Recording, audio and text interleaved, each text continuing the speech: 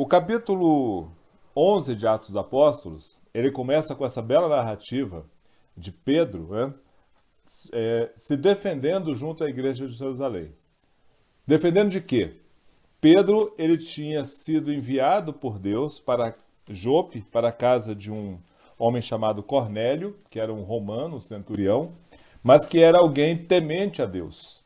Então, possivelmente, pode ser que era uma pessoa que era, vamos dizer assim, simpático ou devoto ou temente ao Deus de Israel, né? A Bíblia não fala necessariamente que ele fosse um prosélito, ou seja, alguém que tinha abraçado a fé judaica, mas Cornélio era alguém que era temente àquele Deus de Israel, tá? E ele, inclusive, era uma pessoa de orações, ele tinha os seus horários de oração, e era uma pessoa de caridade, uma pessoa que fazia ofertas, que ajudava as viúvas, que ajudava os necessitados. Então, era um homem de coração muito bom. E Deus, então, levanta Pedro para que Pedro vá até a casa de Cornélio. E então, primeiro que Deus faz para Pedro, e é importante esse capítulo 11, essa defesa de Pedro, porque justamente ele vai resumir os eventos que acontecem aqui no capítulo anterior, né? Ele vai condensar isso numa narrativa só, que é uma narrativa que ele vai fazer à igreja de Jerusalém. Então, a primeira coisa que temos que entender, irmãos, é que Pedro era um discípulo, um apóstolo destacado. Ele era a liderança entre os apóstolos, né? Foi alguém deixado ali por Jesus para apacentar aquele grupo. Mas ao mesmo tempo, Pedro era um judeu, né? Era um judeu. E ele tinha então as suas reservas como judeu. Então veja que o plano de Deus era que a graça do Evangelho, que era o sacrifício de Cristo, né? A redenção que há em Jesus, em seu nome, em seu sacrifício, fosse espalhado para o mundo inteiro. Essa é a fala de Cristo, né? Preguem aqui na Judéia, Galiléia, Samaria, até os confins da terra. Mas, possivelmente, muitos daqueles discípulos ainda tinham a ideia de que Jesus mandou que pregasse por toda a terra, mas justamente para os judeus de toda a terra, para aqueles que estavam na sinagoga. Por isso que, no início da igreja, você vai ver muito isso, os apóstolos indo pregar nas sinagogas. Mas Pedro, então, primeira coisa que Deus faz com Pedro é justamente colocá-lo como um missionário também dos gentios.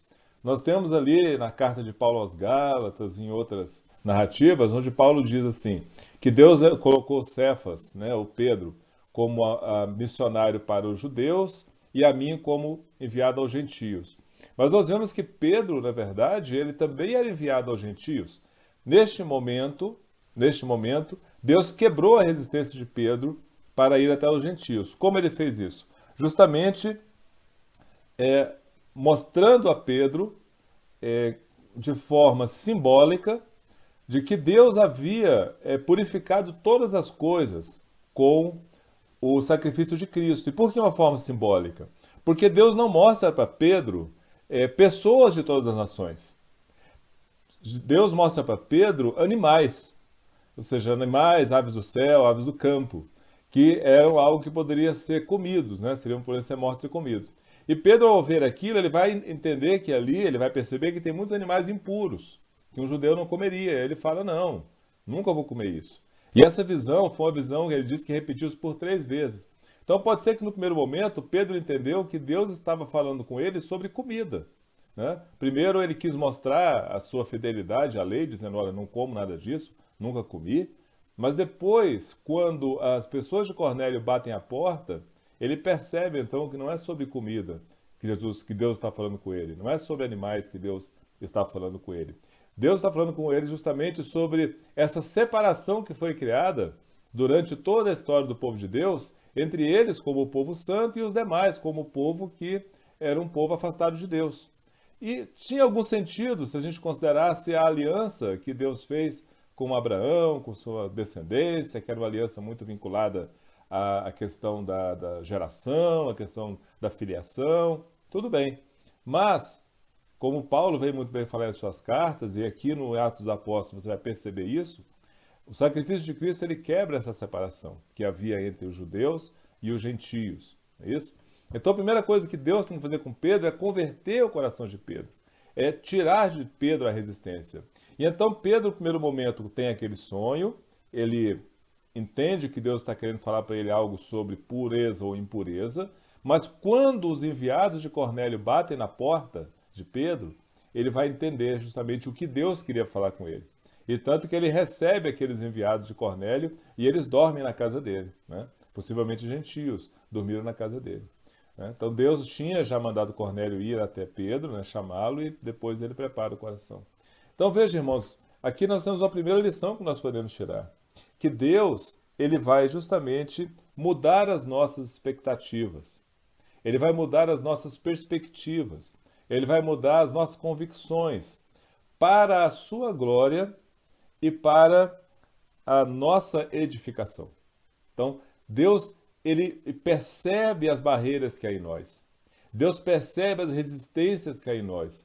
Ao fluir, né, ao fluir pleno do seu Espírito, a realização plena da missão de um cristão. E ele vai trabalhar essas resistências. A resistência de Pedro era justamente a resistência de um judeu que não queria se misturar com os gentios. E qual será a nossa resistência? Né? Muitas vezes nós podemos falar assim, olha que bonito, Deus está falando então para Pedro que ele não pode ter acepção de pessoas, que ele tem que levar o evangelho a todos. Então isso quer dizer que eu posso levar o evangelho àquela pessoa ali que é uma pessoa de rua, ou eu posso levar o evangelho àquela pessoa que tem um problema com vícios, ou eu posso levar o evangelho àquela pessoa que tem uma vida desregrada. Mas veja o problema desta nossa afirmação. Ela é verdadeira. Ela é verdadeira a princípio. Mas olha a nossa perspectiva. Olha a nossa expectativa. Nós estamos olhando do alto da montanha. Nós estamos olhando como eu, alguém cristão, separado, santo, remido, cheio do Espírito Santo, privilegiado porque Deus me chamou, me escolheu, e eu vou então vencer essa minha resistência pessoal e vou caminhar até aquela pessoa lá, que é uma pessoa que está lá no vale, está numa escala muito abaixo da minha. E eu vou então ir até ela, quem sabe para trazer ela até a minha altura ou a minha condição. Isso é um erro muito comum em nós, irmãos. Tentarmos pensar assim, entendeu? Ah, Deus quer que eu não tenha resistência ao outro, apesar do erro do outro. Não. Deus quer que você não tenha resistência ao outro, porque Deus está mostrando a sua verdadeira natureza. Né? Quando Deus mostrou para Pedro aqueles animais naquele lençol, ele via como um alvo, né? Como uma caça que poderia ser feita. Mas, irmãos, nós também somos animais daquele lençol ali. Pedro também era. Por quê? Porque nós todos somos humanos. Perante Deus nós somos todos iguais, todos alvos da sua graça. Então não quer dizer que porque eu cheguei primeiro, né? Eu fui chamado na hora primeira para ir lá participar da colheita, do dono da lavoura, ou eu fui chamado na hora terceira, ou eu fui chamado na hora sexta, ou eu fui chamado ao final do dia, né? Ou alguma pessoa que não foi chamada ainda, todos vão receber o mesmo salário, né? Porque todos têm o mesmo pacto com Deus, todos são alvos da mesma graça de Deus. Então, veja, irmãos, nós precisamos sim nos mover em relação àqueles que estão sedentos e precisam da graça de Deus. Mas veja que Pedro está sendo levado por Deus para uma pessoa que não era uma pessoa qualquer, não. Era um centurião, era um oficial romano. Era alguém que tinha comando sobre um grande grupo. Era alguém destacado naquela sociedade. Era alguém devoto a Deus, né? E era alguém que Deus queria revelar a plenitude do Evangelho e queria dar àquela pessoa o Espírito Santo. Então veja que Pedro talvez se considerasse superior a Cornélio, porque Pedro era judeu. E assim como nós muitas vezes nos consideramos superior ao outro, porque eu sou cristão, o outro não é. Ou porque eu sou um cristão praticante, o outro não é. Ou porque eu entendo que o outro caiu no pecado e eu não caí. Quando nós não temos o verdadeiro vislumbre da nossa natureza. E que nós só temos vamos dizer assim, só refletimos essa condição de cristãos pela graça e pela misericórdia de Deus. Porque sai o Espírito, somos como todos os outros. Então veja que Deus realmente quer tirar as nossas barreiras. E uma das barreiras que nós podemos ter é isso, né? É a barreira de achar-se alguém que não se mistura com o outro. Ou achar alguém que só vai entrar em contato e conversar com alguém que é diferente para pregar o Evangelho. Mas aí, por que nós não podemos estar em contato e conviver com o outro que é diferente para manifestar o Evangelho na minha vida? Então veja, o outro precisa ser alvo da minha pregação do Evangelho, sim. Mas o outro também precisa ser alvo do meu testemunho do Evangelho. E o que é o meu testemunho do Evangelho?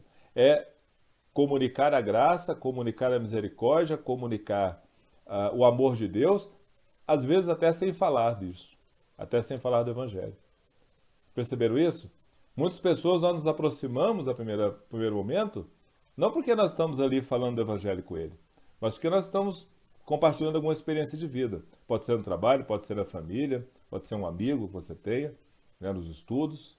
E você começa a ter uma relação de amizade com aquela pessoa, de proximidade. E em certo momento aquela pessoa, você percebe que Deus está te levando para uma oportunidade, aí sim, de pregação do Evangelho, ou de fala sobre Jesus com ele. E aquela pessoa recebe tão bem. Por quê? Porque ela já teve o primeiro testemunho. Teve o testemunho contigo, né?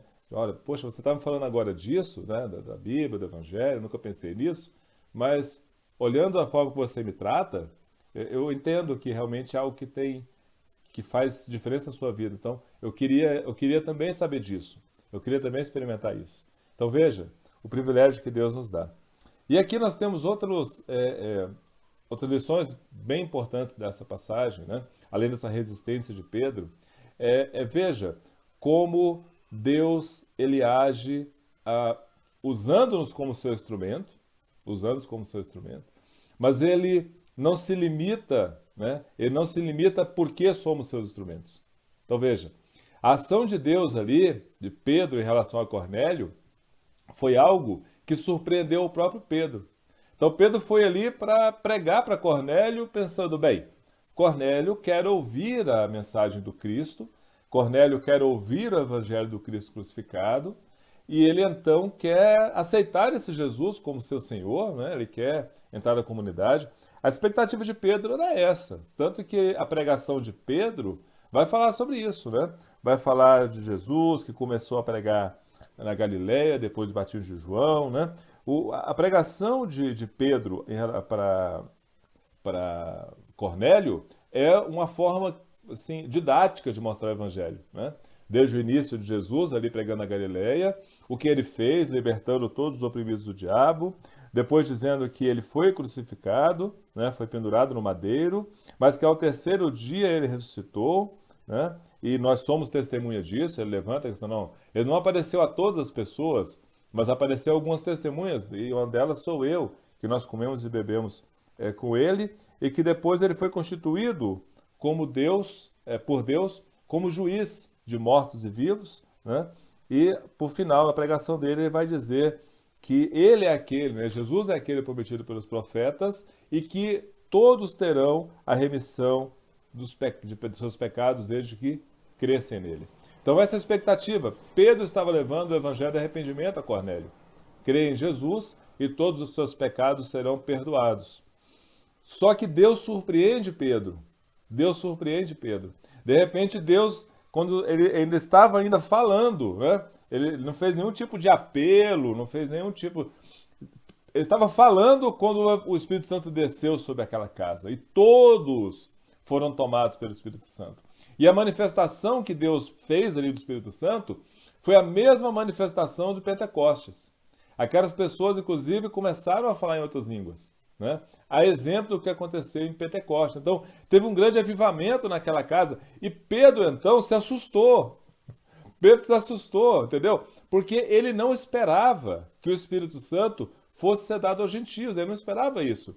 Ele esperava que o Espírito Santo fosse reservado aos judeus, ou reservado à igreja, vamos dizer, à igreja central, e que os demais, os gentios, eles receberiam o evangelho e se converteriam, mas que não teriam essa parte do Espírito Santo. E Pedro se assusta com isso, né? E Pedro fica assim.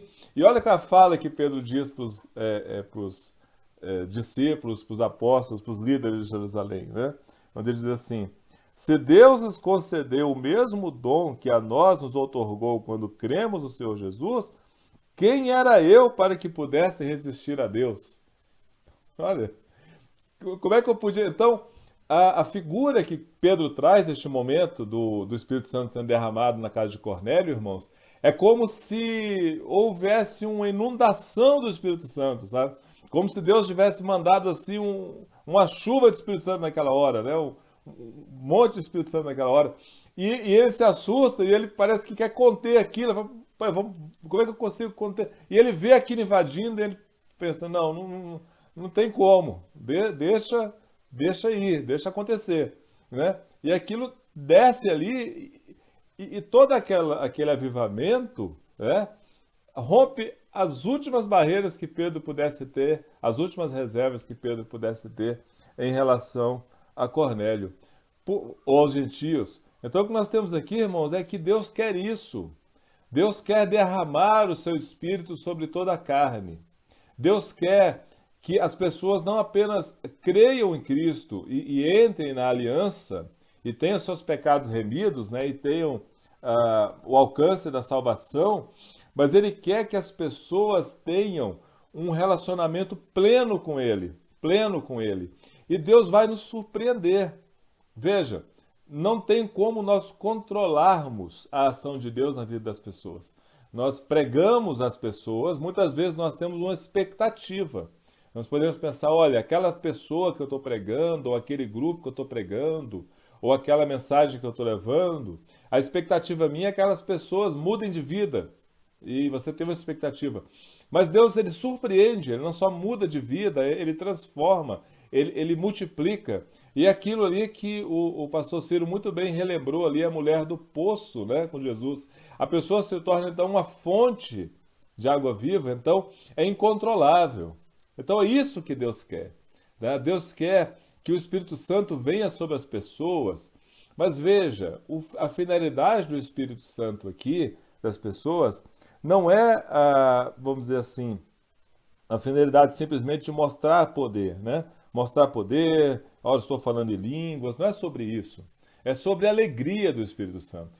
É sobre a alegria do Espírito Santo. O falar em línguas que o Atos dos Apóstolos comunica aqui, e nas diversas ocasiões que isso acontece, as pessoas falam em línguas compreensíveis, né? Que as pessoas escutam e entendem o que eles estão falando, ali já é uma indicação justamente de que o Espírito Santo, ao entrar na pessoa, ela capacita a pessoa para levar para outras línguas, né? Esses dias eu visitei o instituto, né, onde a nossa querida irmã Mazova age como missionária, e nós vimos ali o evangelho em tantas línguas, né? Línguas minoritárias, línguas de grupos nativos, né? De pessoas nativas do Brasil. Justamente ali é um milagre de Pentecostes. É um milagre de Pentecostes. É Deus capacitando as pessoas a escrever o evangelho em línguas estranhas. Que são línguas estranhas, línguas que nós não conhecemos. Poucas pessoas conhecem. Mas Deus capacitando para que as pessoas ouçam, né? E o que Deus vai fazer a partir dali é incontrolável. Nós não sabemos o que Deus vai fazer a partir dali. Por quê? Porque a partir do momento que a pessoa ouve, o Espírito Santo entra nela, aí é incontrolável, né?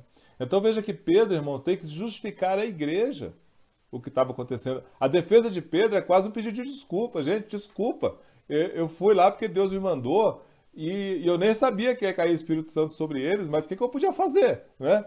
Então, a igreja tinha essa resistência, porque eles tinham outra expectativa. A expectativa deles era que Jesus era o Messias, que ele tinha se ressuscitado, que ele tinha se ido aos céus, que ele tinha sim dado o Espírito Santo à igreja, mas que isso seria um instrumento de poder da igreja. É como se Jesus estivesse capacitando aquele grupo para que aos poucos fosse realizando uma grande conquista da terra, né? Olha, o reino de Deus, como nós entendemos como fim do controle romano, não aconteceu com Jesus sendo morto, nem com ele ressuscitado. Mas pode acontecer agora.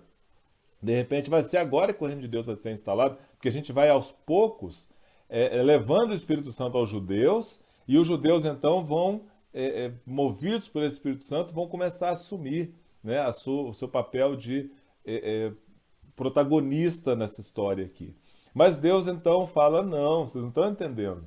Eu não quero pegar o povo que eu já escolhi, que eu trouxe até aqui, a lei que me serviu de aio, de pedagogo, né? de instrutor até aqui. Eu não quero levar isso a um novo nível. Eu quero levar o mundo inteiro a um novo nível. Né? Eu quero levar o mundo inteiro a um novo nível. E essa é a dificuldade da igreja. Entender que o Espírito Santo, que é a missão de Cristo, não é sobre tornar um grupo poderoso. Não é sobre tornar a igreja algo que vai conquistar as pessoas, mas é tornar-nos instrumentos da conquista de Cristo sobre as pessoas. E Cristo, ele é um conquistador peculiar. À medida que ele conquista, ele liberta. À medida que ele conquista, ele liberta. Apesar de nós sermos, em última instância, escravos de Cristo, né, os servos de Cristo, mas nós somos servos voluntários. Nós somos escravos voluntários. A própria lei previa que no ano do jubileu, quando você ia libertar o escravo, ele podia optar por não ser liberto. Ele podia optar por não ser liberto. Falei, não quero ser liberto. Eu estou muito bem na casa do meu senhor, eu estou muito bem aqui no meu trabalho, não quero ir embora, não. E aí ali a lei falava que o escravo ele tinha que furar a orelha, né, com um assovelo, né, com um instrumento, no batente da porta do seu senhor, para mostrar que não, eu quis ficar aqui. Então nós vivemos esse eterno jubileu com Jesus, né? Jubileu é alegria, né? O ano da alegria, o ano do jubileu. Nós vivemos esse eterno jubileu com Jesus. Nós somos livres, mas nós vamos para onde? Porque só Ele tem palavra de vida eterna. Só Ele tem palavra de vida eterna. Então esse é esse conquistador peculiar. Então, irmãos, veja que Deus aqui também, ele converte, né? Ele muda a perspectiva da própria igreja. Então veja que o milagre aqui nem é tanto sobre Cornélio, porque Cornélio recebe o Espírito Santo. Isso é um grande milagre. Mas Cornélio já era alguém com o coração aberto, o coração sedento. Ele era um gentio que queria fazer parte das promessas reservadas ao povo de Deus, né? E Deus então realiza isso a partir da missão de Pedro. Mas Deus muda a perspectiva da igreja. Deus muda a expectativa, a forma de ver daqueles líderes. E eles então começam a perceber, olha, não tem como a gente controlar. Não é a antiga religião. Não é aquela religião antiga que nós tínhamos os rituais, nós podíamos controlar, nós tínhamos o pátio dos judeus, onde não podia entrar gentio, nós tínhamos o Santo dos Santos, onde só o sumo sacerdote podia entrar, nós tínhamos o lugar santo, onde só sacerdotes entravam, nem os judeus entravam, comuns, né? Não é mais isso, não é mais isso, não é sobre isso mais. Agora é sobre um acesso direto a Deus. Não existe mais separação. Não existe o pátio das mulheres, não existe mais o pátio dos homens. Agora é o pátio do povo de Deus. Nós muitas vezes insistimos em manter separação entre nós, mesmo dentro da igreja, né? Hoje pela manhã o pastor Ciro leu aí um texto que ele escreveu quando de sua consagração a pastor, e um texto muito profundo, e ele ali realmente já naquele momento alertando, né, Deus alertando ele sobre os perigos de alguém que foi consagrado ao pastorado se achar alguém superior ao outro, né? Alguém que come mesa separada quando está em reunião da igreja, alguém que entra em primeiro lugar no elevador, alguém que é chamado para o altar como uma forma de distinção e não de serviço, né? Esse é um grande perigo, as separações que criamos entre nós. Mas Deus não quer nada disso, né? Deus quer que seu Espírito seja derramado sobre toda a terra, sobre todas as pessoas, porque Deus quer trazer alegria, Deus quer trazer libertação. Nosso Deus não é o Deus que compactua com a tristeza. Nosso Deus não é o Deus que se compactua com o ódio, com a violência, né? Com o controle do outro. Não, ele quer a liberdade.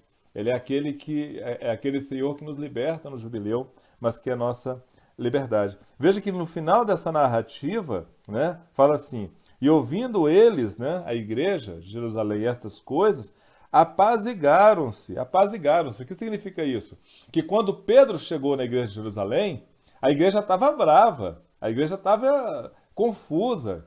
Como é que é isso? Como é que o Espírito Santo desceu sobre os gentios, que nem eram batizados, inclusive? Eles foram batizados depois, porque o Espírito Santo caiu sobre eles, né? Mas eles se acalmam, e aí eles dizem, glorificaram a Deus, dizendo, logo também aos gentios foi Deus concedido o arrependimento para a vida. Então, esse é o Evangelho de Cristo, irmãos. Essa é a nossa missão. Assim como nós fomos alcançados pelo Evangelho para arrependimento, né? E Deus nos concede o Espírito Santo para a nossa alegria e para a sua glória, isso que nós devemos comunicar aos outros. Então, que aprendamos, né, com Pedro, com essa... E tenhamos certa paciência com Pedro, muitas vezes, quando nós falamos ali, por exemplo, da carta aos Gálatas, né, quando Paulo diz que resistiu Pedro face a face, porque Pedro se sentava com gentios, mas quando chegava o pessoal da igreja de Jerusalém, ele se levantava e não se misturava, e Paulo então reclama disso. Mas tenhamos um pouco de paciência com Pedro, né? Pedro é alguém que tinha uma expectativa muito diferente daquilo que foi mostrado para ele. Assim como em nossas igrejas, né? Quantos de nós temos uma expectativa tão diferente do Evangelho ainda, né? Quantos de nós achamos que o Evangelho tem que ser assim, dessa forma, e Deus vai nos mostrando outras formas? Quantos de nós achamos que quando uma pessoa se converte, ou é convertida por Deus e recebe o Espírito Santo, ela tem que se comportar de certa forma, mas de repente ela se comporta de outra, e Deus traz grandes frutos por ali? Então nós temos que começar a entender, de uma vez por todas, que alguma lei, alguma regra, alguma orientação que nós criamos para nós é mais para a nossa organização, né? Mais para a nossa organização. Mas que o Evangelho de Deus, né? O Espírito Santo, ele é libertador, né? Ele liberta o oprimido, ele tira aquela pessoa daquela situação de afastamento de Deus, ele cancela as obras do diabo sobre aquela pessoa, mas ele transforma aquela pessoa em uma fonte, né, de alegria, uma fonte do Espírito Santo, né? O Evangelho não pode ser contido. Nós não conseguimos resistir a Deus. Deus é irresistível. Deus é irresistível. E Ele age através de nós. Essa é a grande alegria que nós podemos ter. Então, eu gostaria de deixar com os irmãos esta noite, né, essa palavra de reânimo, né, de animação. Entendermos que Deus é irresistível e mesmo nessa situação de pandemia, de saúde, onde nós estamos limitados em nossas movimentações, nossos encontros, Deus não está. O Espírito Santo se movimenta, né? O Espírito Santo pode se movimentar até através de uma tela de computador, uma tela de telefone.